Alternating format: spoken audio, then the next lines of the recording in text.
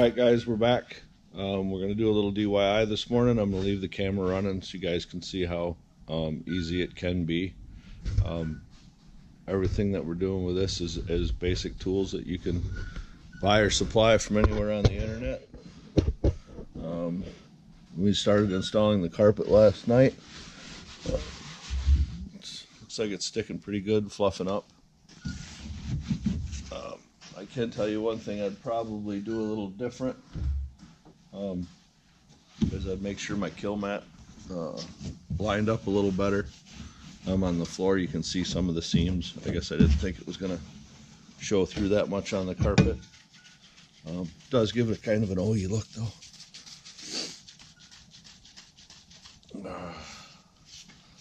A lot of this has to do with your glue. Don't chimp on your glue.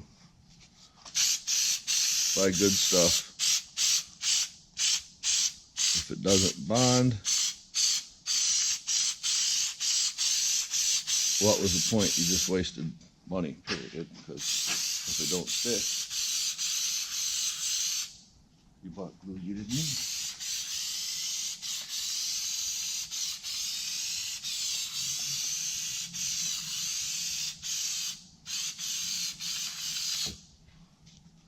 I can tell you,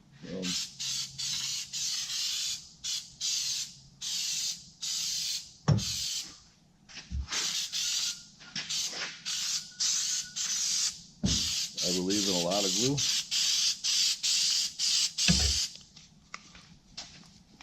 And then you have to go ahead and get the carpet itself.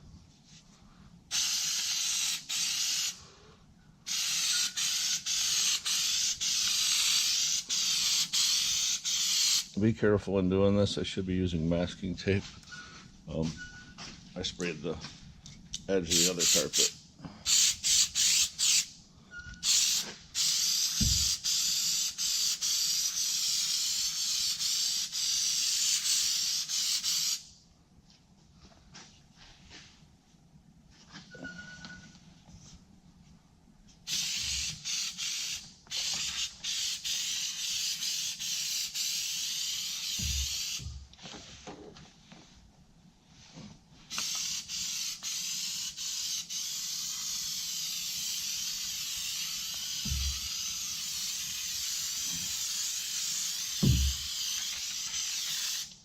Alright, good heavy spray.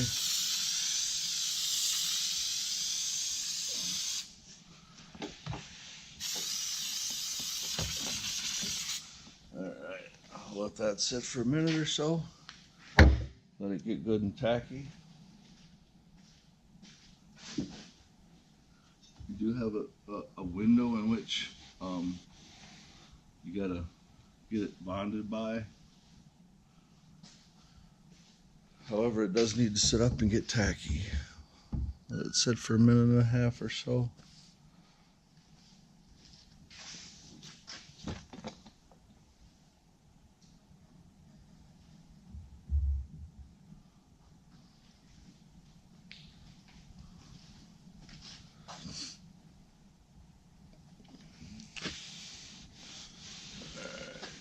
And then just take your hands and start rubbing on it. Just rub it in, push it across the surface and just kind of work it in.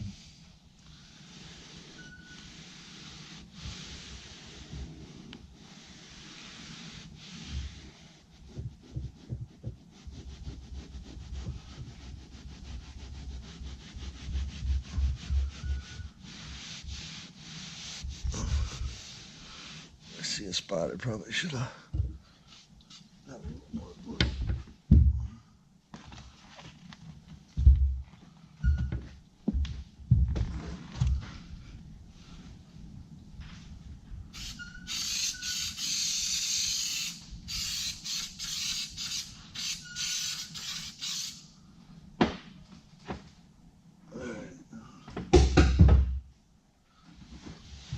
Try to get to that in a bit. Stretch it around. Just work it down in all the grooves. You know, you got to make sure you really work the carpet into the glue.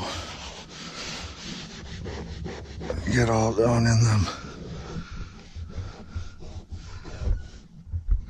areas that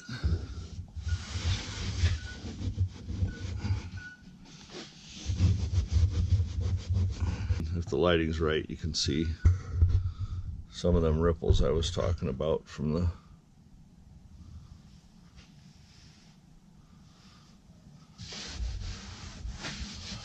underlayment. You know, like this top shelf here, I did a pretty clean job with the Kills mat, so there's no real marks and it looks good. All my contours are rubbed in nice to kind of retain that. You know, I'm trying to go for the best of both worlds here. I don't want to lose too much of the ruggedness of the truck, but on the same token, would like it to be quiet and enjoyable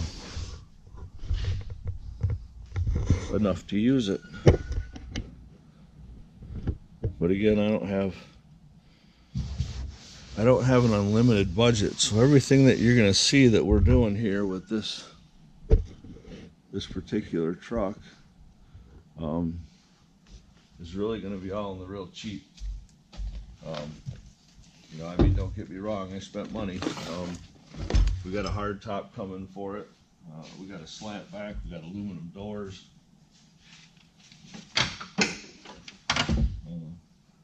But everything that you'll see that I'm going to do is all, we use basic hand tools.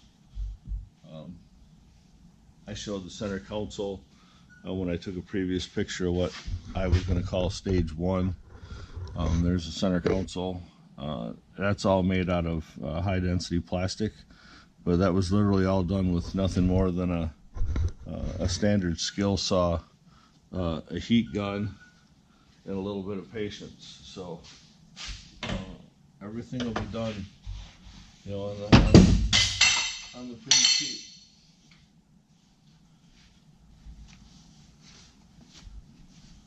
So we will buy good stuff. We will buy expensive stuff to make the project everything it should be. But yeah, we're not going to pay anybody to do anything.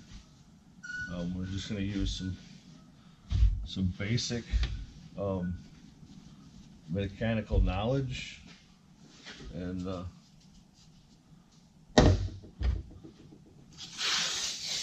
try to make a great truck.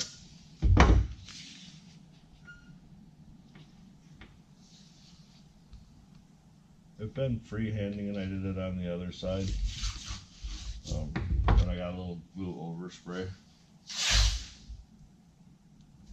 And the first time around I didn't get as much on the edges as I would have liked to because I was afraid I was going to spray it all over the side of the truck. So this time we'll mask it off.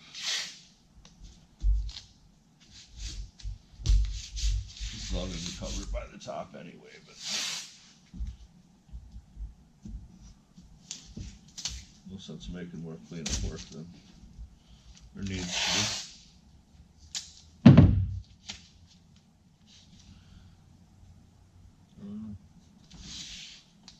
It's mine and my wife's anniversary today.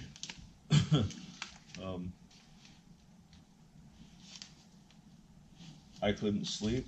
It's actually I don't know, like 3:30 in the morning. So, but that's one of the reasons we've been married 10 years. My wife is she's pretty understanding.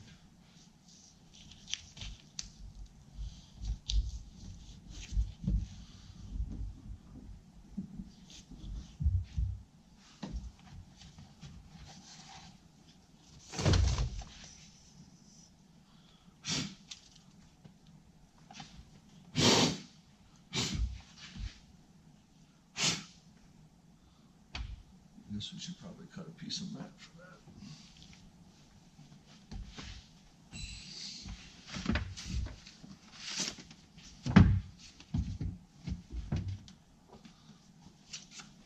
seeing as how I'm getting a piece of this out,